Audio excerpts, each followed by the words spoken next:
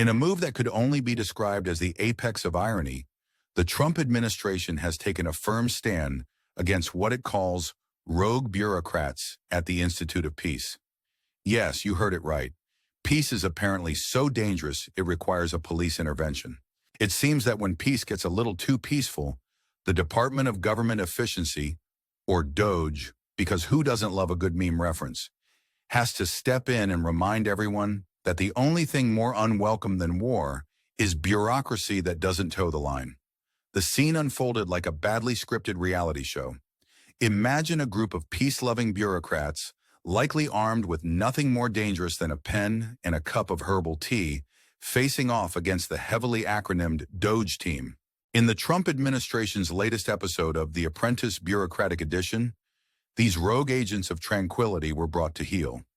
Naturally, the White House was quick to assure us that this was all in the name of accountability. After all, nothing screams accountability like enforcing executive orders that trim the fat off an institution created to, promote peace. This latest escapade is part of President Trump's grand vision of reducing the scope of federal bureaucracy.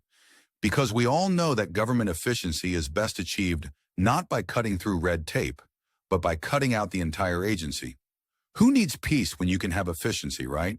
The Institute of Peace, founded in that wild and crazy year of 1984 under the equally wild and crazy Reagan administration, is apparently just another bloated government program in need of a good pruning. And the pruning doesn't stop there. Trump's February executive order not only set its sights on the Institute of Peace, but also targeted other government programs like the U.S. African Development Foundation and the Inter-American Foundation. Because if there's one thing this administration knows, it's that development and diplomacy are just distractions from the real work of making America great again.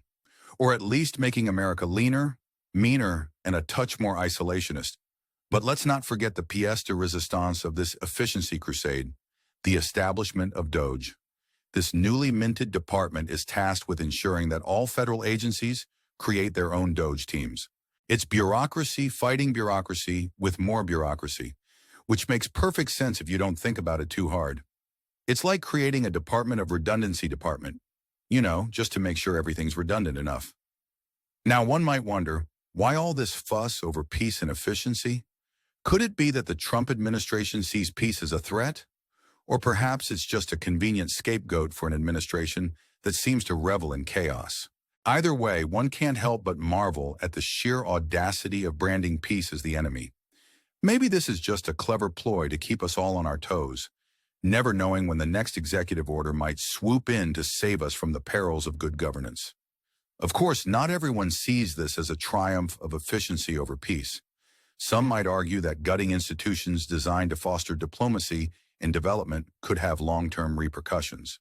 But let's not get bogged down in the details. After all, when it comes to matters of peace and bureaucracy, who needs experts when you have executive orders?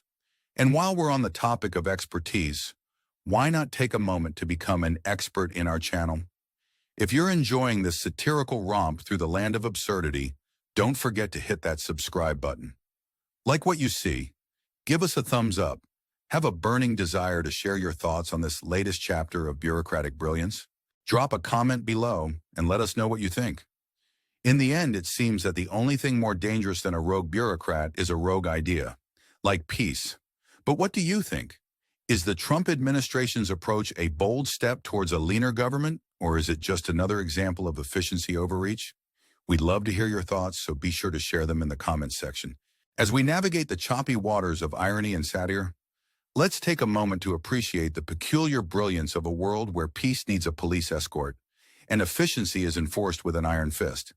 After all, when it comes to the politics of absurdity, sometimes the only thing you can do is sit back, laugh, and maybe, just maybe, hit that subscribe button.